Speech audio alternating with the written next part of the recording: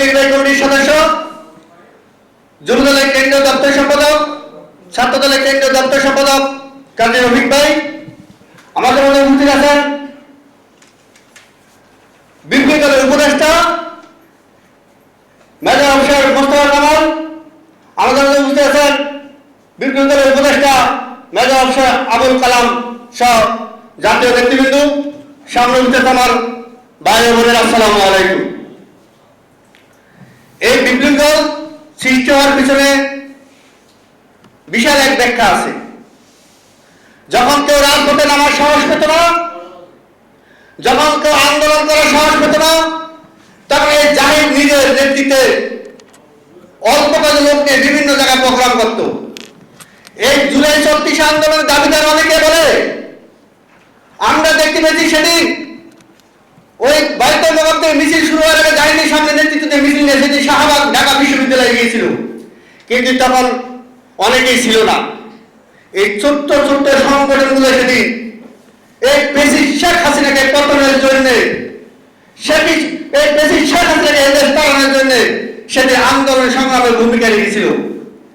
আজকে অনেকে দাবি বলে, অনেকেই বলে ভাই জুলাই আমরা করেছি।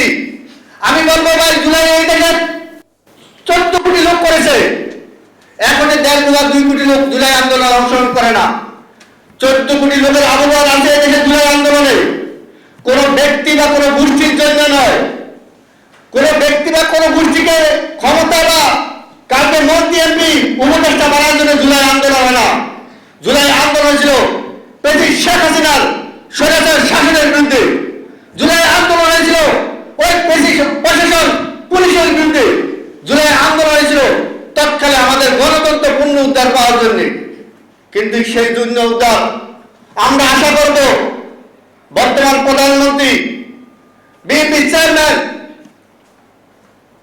তরুণদের আয়কর জনাব তারেক রহমানের সেই গণতন্ত্রের দিকে আস্তে আস্তে দেশটাকে আগিয়ে নিয়ে যাচ্ছে।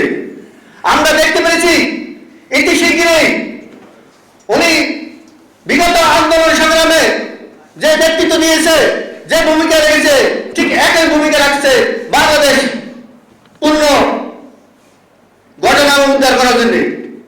আপনারা দেখতে পেয়েছেন গত প্রধানমন্ত্রী রাষ্ট্রপতিরা যে পরিমাণ প্রটোকল নিয়ে রাষ্ট্র পরিচালনা করেছে, আসা যাওয়া করতে 1 ঘন্টা 1.5 ঘন্টা রাস্তা বন্ধ করে দিয়ে, কিন্তু বর্তমান প্রধানমন্ত্রী তারেক রহমান সাধারণ মানুষের সাথে সিগন্যাল মেনে রাস্তা পারাপার করছে।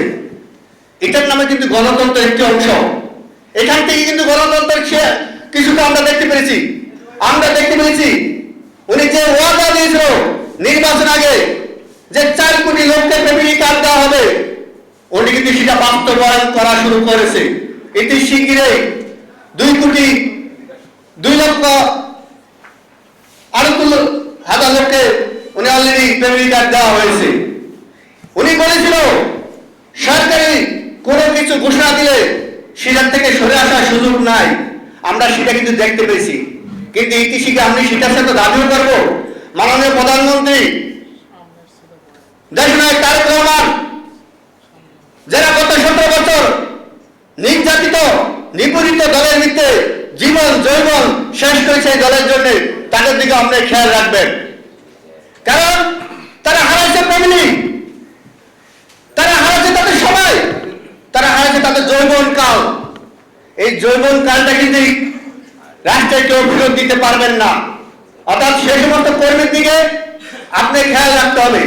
যদি এই খেয়াল না রাখতে পারেন, যদি খেয়ালটা ভুলে যান আপনার, তাহলে এই কর্মীগুলো দুঃখে দুঃখে কিন্তু মৃত্যুর দিকে চলে যাবে। কারণ এই কর্মীগুলো 17 বছর যে জুলুম অত্যাচার নিপীড়িত হয়েছিল প্রেসিডেন্ট শেখ হাসিনার প্রশাসনের হাতে, তারা কিন্তু এখন আপনার দিকে তাকিয়ে আছে। তাদের কিন্তু একটি চাওয়া, তাদের সাথে আপনি মিটিং করেন, তাদেরকে নিয়ে আপনি বসেন, তাদেরকে নিয়ে আপনি একটি সান্ত্বনা দেন। কিন্তু আমরা আশা করবো অতি শীঘ্রই প্রধানমন্ত্রী যেন বিশেষ অনেক ব্যস্ততার কারণে নিচ্ছে না বা দিতে পারছেন না, আমরা আশা করবো মাননীয় প্রধানমন্ত্রী অতি শীঘ্রই তৃণমূল পর্যায়ের কর্মীদেরকে নিয়ে উনি বিশাল একটি আলোচনা বা মিটিং করবে। সেই মিটিংটা যদি হয় মাঠ পর্যায়ের কর্মীদেরকে নিয়ে এবং ত্যাগীদেরকে নিয়ে, তাহলে আশা করবো বিএনপি আগামী দিনে শক্তিশালী থাকবে, বিএনপি শক্তিশালী হবে,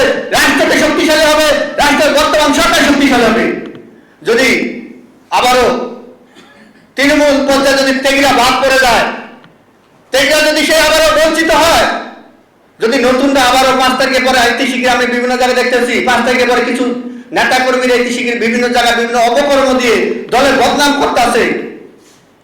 তাদের কাছ থেকে সাবধান হতে হবে, এদেরকে চিহ্নিত করতে হবে।